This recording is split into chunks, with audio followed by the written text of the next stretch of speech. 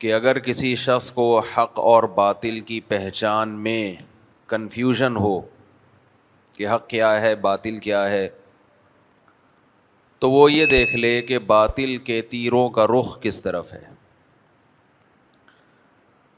باطل کون سی چیز زیادہ سے زیادہ پھیلانا چاہتا ہے، تو یہ اس کی علامت ہے کہ یہ یقیناً حق ہے۔ اس وقت دنیا میں جتنی دولت جتنا پیسہ دو چیزوں کو خرچ کرنے میں سرو ہو رہا ہے، دو چیزوں کو سوسائٹی میں پروموٹ کرنے میں لگ رہا ہے، اتنا پیسہ کسی چیز پہ نہیں لگ رہا۔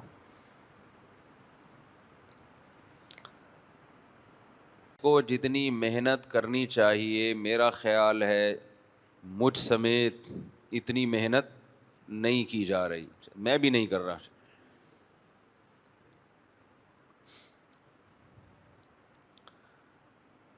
یہ دو چیزیں ہیں، ایک معاشی نظام کہ پیسہ چند ہاتھوں میں سمٹ کے جائے، غریب کی غربت ختم نہ ہو، دولت مند زیادہ سے زیادہ دولت مند ہوتا چلا جائے، اور دوسرا ہے معاشرے میں بے حیائی کو فروغ دینا۔ ایک بات خوب اچھی طرح سمجھ لینی چاہیے، قرآن مجید بار بار ایک بات کو بیان کرتا ہے، ان یشاء یذہبکم ویأتی بخلق جدید وما ذلک علی اللہ بعزیز۔ مجھے شروع میں اس آیت کا صحیح مفہوم سمجھ میں نہیں آتا تھا کہ اللہ تعالیٰ ایسی دھمکیاں کیوں دیتے ہیں۔ وہ دھمکی کیا ہے کہ میں تم سب کو جہنم کی آگ میں ڈال دوں، تم سب کو عذاب میں ہلاک کر دوں، یہ کام مجھ پہ بھاری نہیں ہے۔ ایک تو ہوتا ہے کہ یہ کام میں کر سکتا ہوں، میری طاقت اور قدرت میں ہے، یہاں طاقت اور قدرت کا ذکر نہیں کیا۔ بعض چیزیں انسان کے طاقت اور قدرت میں ہوتی ہیں، لیکن وہ کرتا اس لیے نہیں ہے کہ اس کی طبیعت پہ یہ چیز بہت بوجھل ہوتی ہے۔ طبیعت ذہنی طور پہ تیار نہیں ہوتا انسان۔ آپ کے ہاتھ میں بندوق ہے، ایک شخص آپ کا قرضہ لے کے بھاگا ہوا ہے، آپ کو وہ تنہائی میں ملتا ہے، آپ اگر اسے قتل کر دو تو کوئی پوچھنے والا نہیں ہے، تو آپ کے پاس طاقت اور قدرت تو ہے، لیکن عز علیک ھذا الامر، عزیز کا معنی یہ کام آپ کی طبیعت پہ شاق گزرے گا کہ یار میں پیسوں کے مقابلے میں ایک انسانی جان کو کیوں قتل کر دوں، اتنا بڑا قصور تو نہیں ہے اس کا، اتنی بڑی غلطی تو نہیں ہے اس کی۔ تو یہ چیز انسان کی طبیعت پہ بوجھ بنتی ہے، بھائی سزا کا مستحق ہو بھی تو دل نہیں مانتا اس کام کے لیے۔ بعض دفعہ بہت سارے لوگ سزا کے مستحق ہوتے ہیں، حکومت کے پاس یہ پاور ہوتی ہے کہ ان سب لوگوں کو سزا دے، لیکن گورنمنٹ یہ کہہ کے چھوڑ دیتی ہے کہ ہم اتنی ساری پبلک کو پنشمنٹ نہیں دے سکتے، اتنے سارے لوگ اس میں مبتلا ہو جائیں گے۔ جو گناہ سوسائٹی میں عام ہو جاتا ہے، ہم کہتے ہیں نا بھائی جو گناہ کر رہا ہے اس کا بائیکاٹ کرو، تو لوگ جواب میں کیا کہتے ہیں، بھائی کوئی ایک آدمی کر رہا ہوتا تو ہم بائیکاٹ کرتے، یہاں تو سارے اس جرم میں مبتلا ہیں، کس کس کا بائیکاٹ کریں۔ تو طبیعت پہ یہ چیزیں کیا گزرتی ہیں، شاق، جس کو اردو میں کہتے ہیں شاق گزرتا ہے مجھ پہ۔ تو قرآن یہ کہتا ہے کہ دنیا میں سب لوگ اللہ کے نافرمان بن جائیں، تو اللہ یہ نہیں کہہ رہے کہ مجھے طاقت اور قدرت ہے کہ میں سب کو سزا دوں، سب کو آگ میں ڈال دوں، یہ نہیں کہہ رہے، بلکہ کہہ رہے ہیں وما ذالک علی اللہ بعزیز، یہ میری طبیعت پہ شاق نہیں گزرے گا یہ عمل، یعنی مجھے یہ نہیں لگے گا کہ اتنے سارے لوگوں کو کیوں عذاب دوں میں، چلو دو چار ہوتے. یہ بہت زبردست دھمکی ہے. یہ جو بے حیائی کا طوفان ہماری سوسائٹی میں پھیل گیا ہے، ٹک ٹاک پہ لڑکیاں بے غیرت بن چکی ہیں، کوئی باپ پوچھنے والا نہیں، کوئی بھائی پوچھنے والا نہیں. پہلے شادی بیاہ میں ناچ گانے ہوتے تھے، بھنگی چمار قسم کے لوگ، ان کی عورتیں ناچتی تھیں، لوگ برا سمجھتے تھے کہ یہ بھنگیوں کا خاندان ہے، ان کی عورتیں مردوں کے سامنے ناچتی ہیں، میراثی ہیں، ڈھولکی ہیں، خاندانی لوگ نہیں ہیں. لیکن اب یوٹیوب کی دنیا جب سے عام ہوئی ہے، سارے ڈھول کی میراثی نکل کے، بولو آپ کو نہیں پتا ڈھول کی میراثی کسے کہتے ہیں؟ سارے ڈھول کی ایکسپوز ہو رہے ہیں، بتا رہے ہیں کہ ہمارا خاندان یہ ہے، ہماری خاندانی روایات یہ ہیں. جو کام اداکاراؤں کا ہوا کرتا تھا وہ گھر گھر میں. کزنیں ناچ رہی ہیں اپنے کزن کے سامنے، بہنیں ناچ رہی ہیں بھائیوں کے سامنے.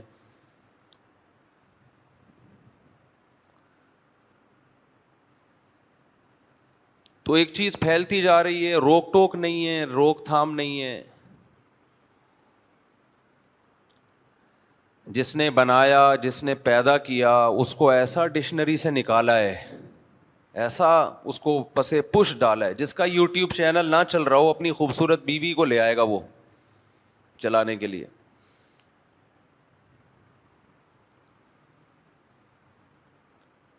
جس کا چینل نہ چل رہا ہو نا، اپنے گھر کی عورتوں کو بے پردہ کر کے ان کو لے آئے گا. ایک بہت بڑی بھول انسان سے ہوتی ہے، وہ کہتا ہے کہ اگر یہ چیزیں بری ہیں تو اللہ کا عذاب کیوں نہیں آتا. کل مجھے کسی نے بتایا کہ دنیا میں جو سب سے ٹاپ لسٹ کروڑ پتی ارب پتی لوگوں میں، مالدار لوگوں میں جو اشخاص ہیں، ان میں زیادہ تر ایتھیسٹ ہیں. ان میں زیادہ تر کیا ہیں؟ خدا کے منکر. اور وہ یہ کہتے ہیں کہ اگر خدا ہے تو ہم تو انکار کرتے ہیں خدا کا، اس کے باوجود ہم اتنے خوش کیوں ہیں؟ ہمارے پاس اتنی دولت کیوں ہے؟ ہم سے خدا انتقام کیوں نہیں لیتا؟ ہم سے چھین کیوں نہیں لیتا دولت؟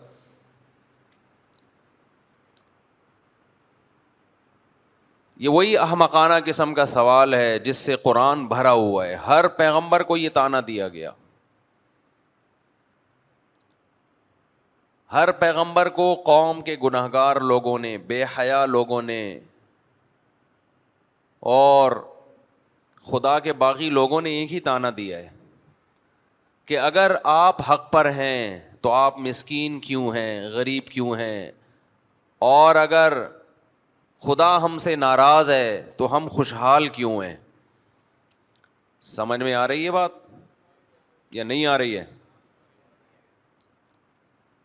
اور قرآن نے سب کو ایک ہی جواب دیا ہے، اَيَحْسَبُونَ أَنَّمَا نُمِدُّهُم بِهِ مِن مَّالٍ وَبَنِينَ نُسَارِعُ لَهُمْ فِي الْخَيْرَاتِ. یہ بے وقوف یہ سمجھ رہے ہیں کہ ہم نے ان کو دولت اولاد دے دی، ان کو مضبوط کر دیا، تو کیا ہم ان سے خوش ہیں، اور کیا ہم ان کو ان کا اجر دے رہے ہیں دنیا میں؟ بل لا یشعرون. اللہ کہتے ہیں نا، ان کے جو اوپر کا چیمبر ہے وہ کام بولو نہیں کرتا. یہ ایگزامینیشن ہال کو، امتحان گاہ کو کامیابی سمجھ رہے ہیں، حالانکہ یہ تو امتحان گاہ ہے. ایک آدمی امتحان گاہ میں بیٹھا ہو، ایگزامینیشن ہال میں بیٹھا ہو، پیپر حل نہیں کر رہا، پانی مانگ رہا ہے تو پانی مل رہا ہے، چائے مانگ رہا ہے تو چائے مل رہی ہے. لوگ اسے کہہ رہے ہیں کہ اللہ کے بندے تو بیٹھ کے پیپر حل کر، تیرا فیوچر تاریک ہے.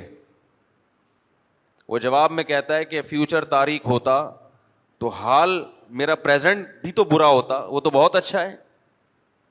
دیکھو جتنے سکون سے میں بیٹھا ہوں, وہ جو پیپر دینے والے لوگ ہیں ان کے کیسے پسینے چھوٹ رہے ہیں. آپ کی سمجھ میں ہی نہیں آ رہا تو اس بیچارے کی سمجھ میں کہاں سے آئے گا جس کو دولت کے نشے نے بگاڑ دیا.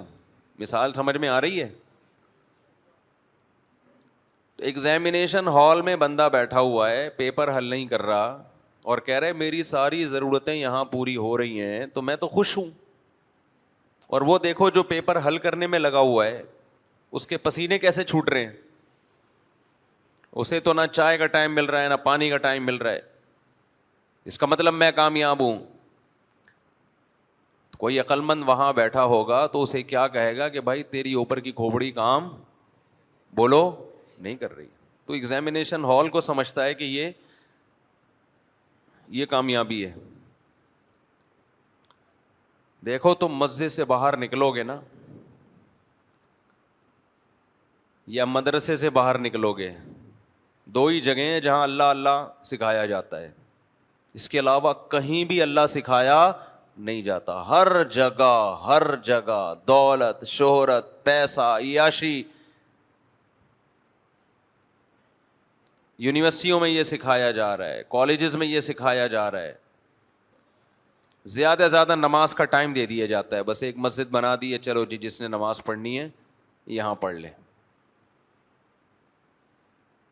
وَاتَّخَذْتُمُوهُ وَرَاءَكُمْ ظِهْرِيًّا, پیغمبر نے کیا کہا کہ جو رب تمہیں کھلاتا ہے پلاتا ہے اس کو تم نے اپنی پشت کے پیچھے ڈال دیا, اگنور کیا اس کو.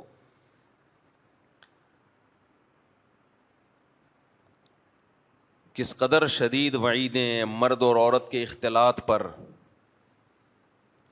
کیسے سورہ نور میں اللہ نے عورت کے لیے پردے کے حکام نازل کیے. ہم تو اس کو رو رہے ہیں کہ گھروں میں بھابیاں پردہ کریں دیور سے, جیٹ سے. یہ تو اللہ کا حکم ہے, لیکن آپ ماحول دیکھو, ایسا بند ٹوٹا ہے بے حیائی کا, ایسا ٹوٹا ہے.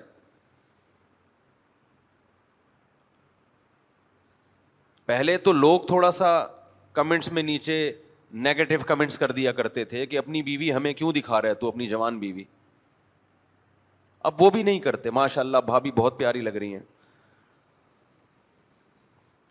خوب سمجھ لو, ایک ایک جملہ جو آپ کی زبان سے نکلتا ہے نا, یہ نوٹ ہو رہا ہے کس کے دربار میں, اللہ نہیں چھوڑے گا.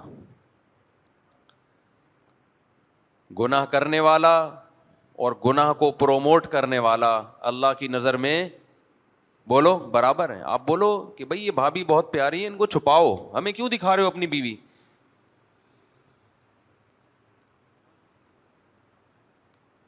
پیسہ ہی سب کچھ ہے بھائی. صرف پیسہ اگر آپ نے کمانا ہے, آپ ایک بندوق اٹھاؤ, ڈکیتیاں شروع کر دو. ڈاکو نہیں کماتے کیا پیسہ؟ مگر عزت بھی بیچتے ہیں, غیرت بھی بیچتے ہیں.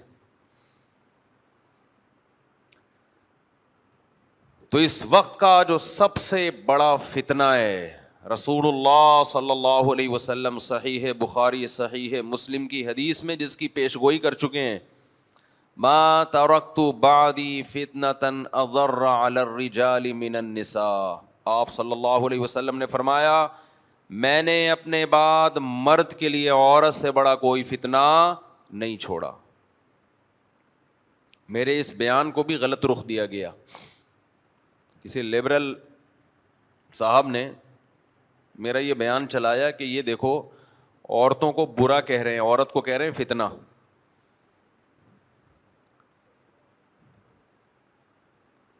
عورت کو فتنہ اس سینس میں نہیں کہا گیا کہ وہ آپ کی بیوی ہے, ماں ہے, بیٹی ہے, بہن ہے. عورت کو فتنہ اس سینس میں کہا گیا ہے کہ اگر آپ حلال و حرام کا فرق نہیں کرتے, آپ یہ باؤنڈری کراس کرتے ہو حلال و حرام کی, تو سب سے زیادہ تباہ کرنے والی چیز کون سی چیز ہے؟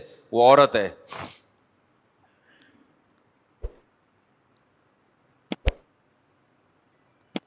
جو لوگ اپنے گھر کی عورتوں کو بے پردہ ہو کے لا رہے ہیں صرف پیسہ کمانے کے لیے,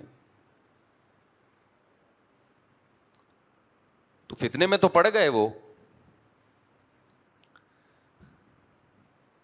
ایک بات کا جتنے لوگ یہاں بیٹھے ہیں عزم کریں, یا جو بھی بیان سن رہے ہیں, دیکھو انسان کی شرافت اس کے کیریکٹر کا پتہ اس کی نظروں سے چلتا ہے. جو 2 نمبر آدمی ہوتا ہے نا, 2 نمبر آدمی 2 منٹ میں پتہ چل جاتا ہے اس کا, اور عورت کو تو زیادہ جلدی پتہ چلتا ہے.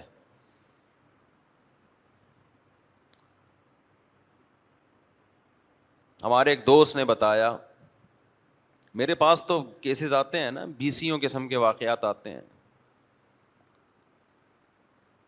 میرے پاس. جو واقعات آتے ہیں اگر میں سارے آپ کو بتانا شروع کر دوں آپ پاگل ہو جاؤ گے. آپ بولے گے یہ ہو کیا رہا ہے. نفسیاتی کیسز بھی بہت آتے ہیں, وہ ایسی نفسیاتی بیماریاں ہیں کہ آپ خود پاگل ہو جاؤ گے.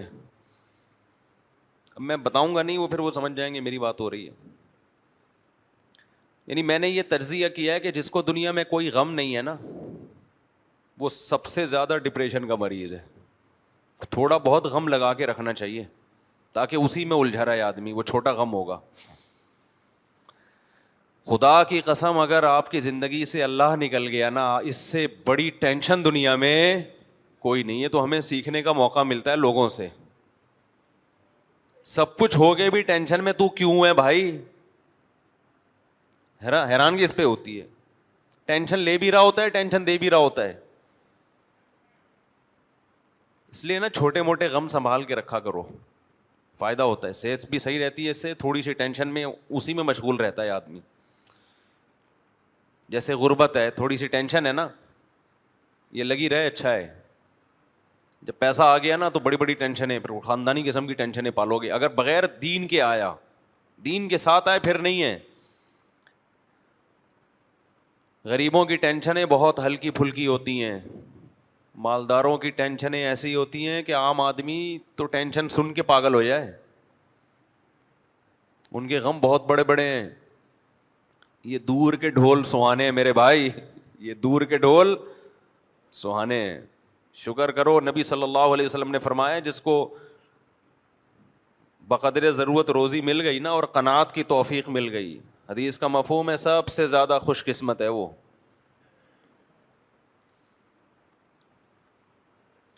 تو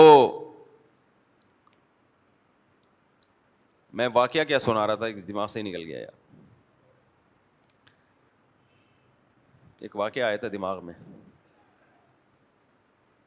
آپ لوگ بھی میری طرح ہی ہو فارغ بالکل. بات چل رہی تھی نا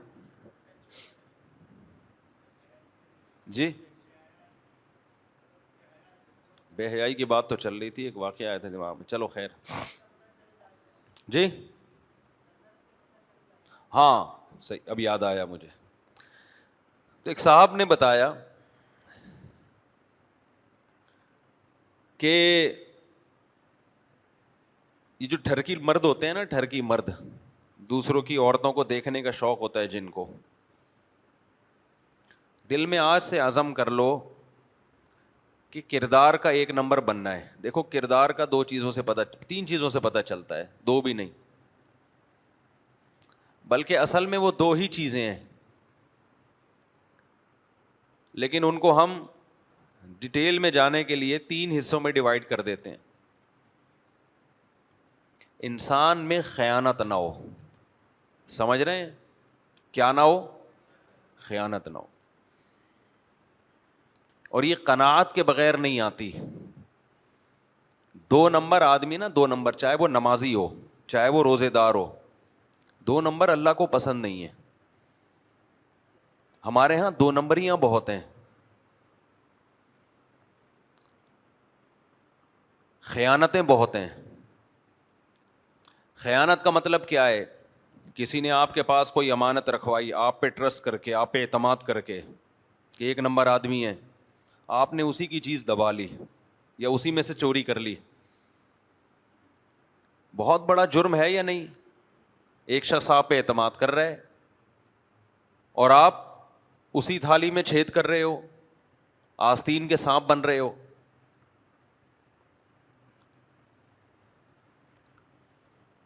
اسی طرح خوب ایک بات سمجھ لو, اللہ نے جس عورت کو آپ کے لیے بنایا نا بیوی کی شکل میں, اس کے علاوہ کسی کی طرف غلط نظر اٹھا کر بولو مت دیکھو.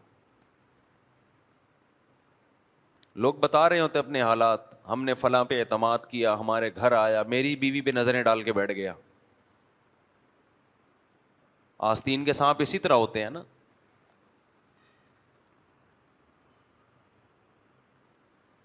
گھر میں کسی طرح ٹیوشن پڑھانے کے بہانے گھسے, اسی کی بچی پہ نظریں ڈالنا. اور ماں باپ میں بھی غیرت نہیں ہے, جوان لڑکوں کو ٹیچر بنا کے اپنی بیٹیوں کو پڑھا رہے ہیں ان سے.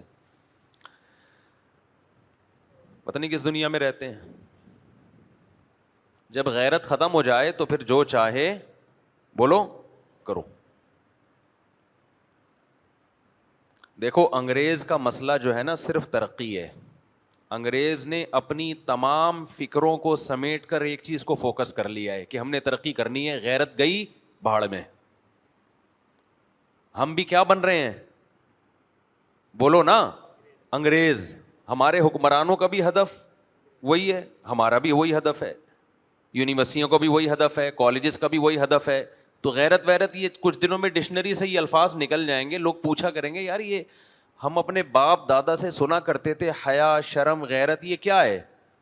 وہ کہیں گے اس پہ ایک مقالہ لکھا ہے ایک فلاں کالم نگار نے, کچھ غیرت کے بارے میں کچھ لکھا ہے, ونس اپون اے ٹائم ہوا کرتی تھی. یہ چیزیں رہ جائیں گی اس طریقے سے, سمجھ رہے ہو. یہ ہونے والا ہے سوسائٹی میں. جن لوگوں نے اپنے گھروں کو بچا لیا خدا کی قسم وہ بچ جائیں گے, ورنہ گدھے گھوڑے پیدا ہوں گے مستقبل میں, انسان پیدا ہونا بند ہو جائیں گے. ہم ایک دفعہ شب جمعہ میں گئے, وہاں ایک تبلیغی بزرگ بیان کر رہے تھے, بہت پرانی بات ہے. انہوں نے کہا کہ اب مرد اور عورت نہیں پیدا ہو رہے, نر مادہ پیدا ہو رہے ہیں. مرد اور عورت پہلے زمانے میں پیدا ہوا کرتے تھے, اب کیا پیدا ہو رہا ہے نر مادہ. نر کی ڈیفینیشن ہے مادہ کی طرف بھاگے, مادہ کی ڈیفینیشن ہے نر کو دیکھ کے نر کی طرف بھاگے. جانوروں میں مرد عورت ہوتے ہیں, نر مادہ ہوتے ہیں, نر مادہ ہوتے ہیں. نر کو جہاں مادی نظر آئے گی بھاگے گا اس کی طرف. وہ یہ بھی نہیں دیکھتا کہ مجھے کوئی دیکھ رہا ہے کہ نہیں دیکھ رہا, پبلک پلیس ہے یا کوئی کہیں میں تنہائی میں ہوں, وہ نہیں دیکھے گا یہ میری بیوی ہے یا نہیں ہے. گدھا دیکھتا ہے, گدھے کو جب گدھی نظر آتی ہے تو کوئی اس میں غیرت اور شرم اور حیا ہے اس میں.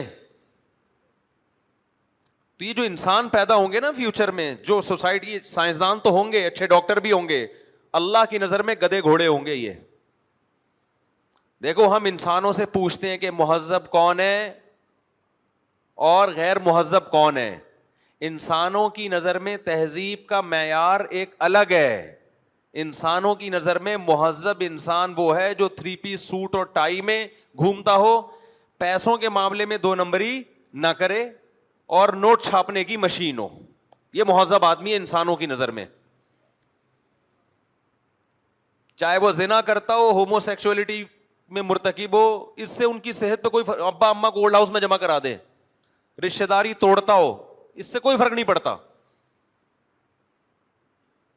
انسانوں کی نظر میں ایک عورت 1 مہینے میں 100 دفعہ زنا کرتی ہے, بدکاری کرتی ہے, وہ غیر مہذب نہیں ہے, کیونکہ کہتے ہیں اس کا پرسنل معاملہ ہے. یہ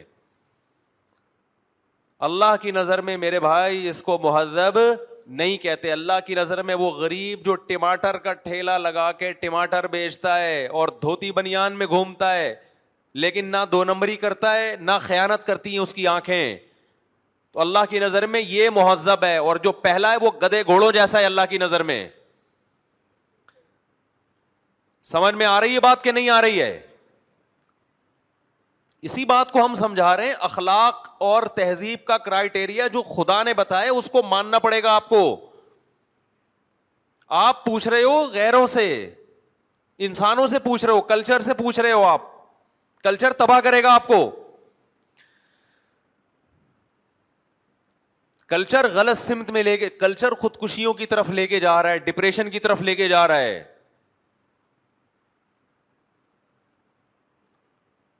میرے پاس کچھ دن پہلے ایک باہر سے لوگ آئے, اب کہنے لگے کہ بچے ہمارے ڈپریشن میں جا رہے ہیں.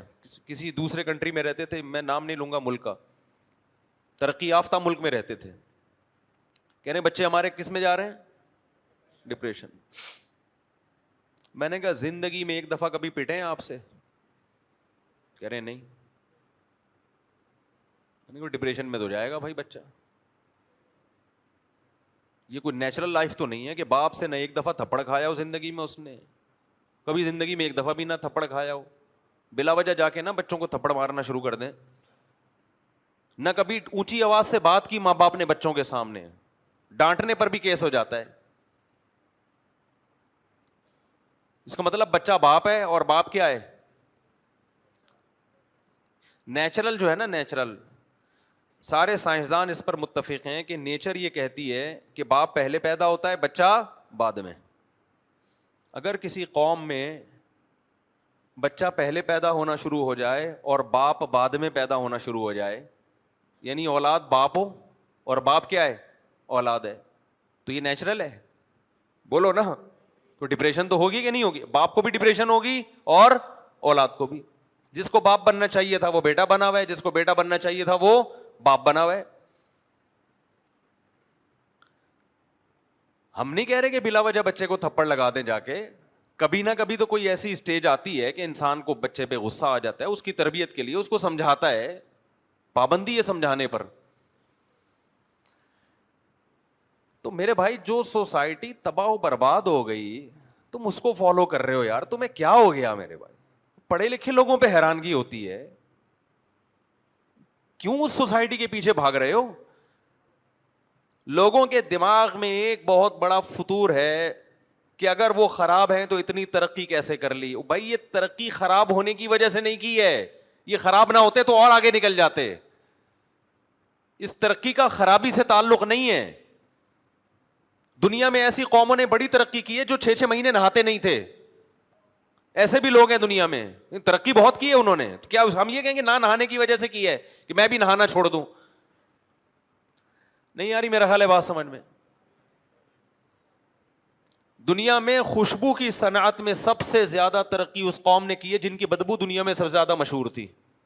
اب آپ کو, میں چونکہ عطر کا کاروبار کرنا چاہتا ہوں لہذا میں بھی سب سے پہلے بدبو گٹر میں 6 مہینے گزاروں گا تاکہ میری بدبو کے بھبوکوں سے پورا محلہ پریشان ہو, پھر میں خوشبو کی صنعت میں ترقی کروں گا.